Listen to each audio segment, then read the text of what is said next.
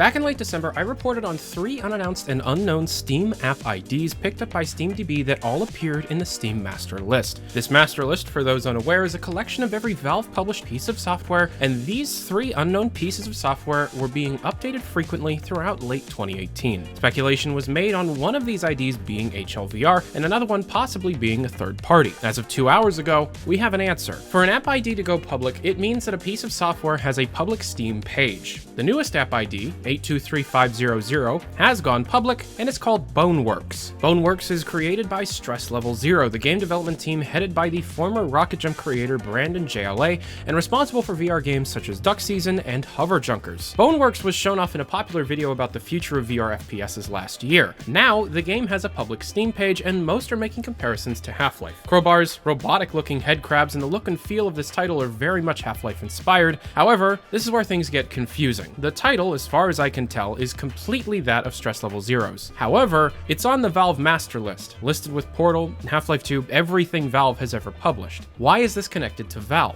Earlier this year, Brandon of Stress Level Zero went on a podcast and discussed the future of VR from his perspective and mentioned that he has worked closely with Valve in the past. As far as Valve is concerned, BONEWORKs is as important as Half-Life 2 and Portal, and according to everyone in the newest trailer's comment section, this is a Half-Life game. So what the hell is going on here? According to the Steam page's descriptions, this game is based around the idea of a fully physical world in VR, which is something Valve has been vocally against in the past. Back when Chet Falisak was the vocal face of Valve's VR development, he stressed over and over that the importance of never moving the player when the person doesn't actually move, as it causes motion sickness. A fully physical VR world means that the interactions with virtual objects work as if they were in reality, but this also means that moving the player in-game against what the physical person is doing will happen all the time. So this title already is going against a pillar of Valve's known VR development, yet they're here on the master list. The game also states that this will be a fully playable story-driven campaign, and not just a physical playground a la H3. Parts of the trailer, as unfinished as they appear, very much fit the Half-Life mold, and I am full of questions.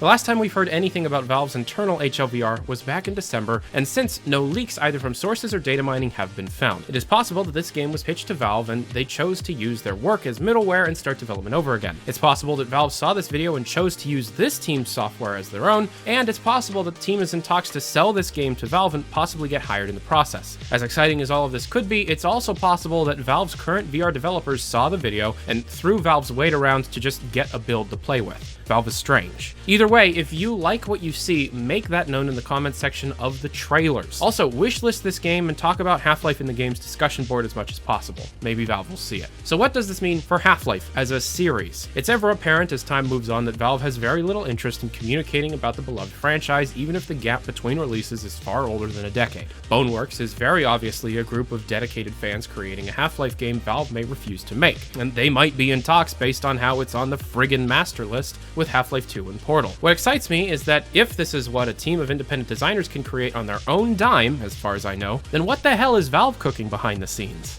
I'm sick of waiting, but I'm excited nonetheless.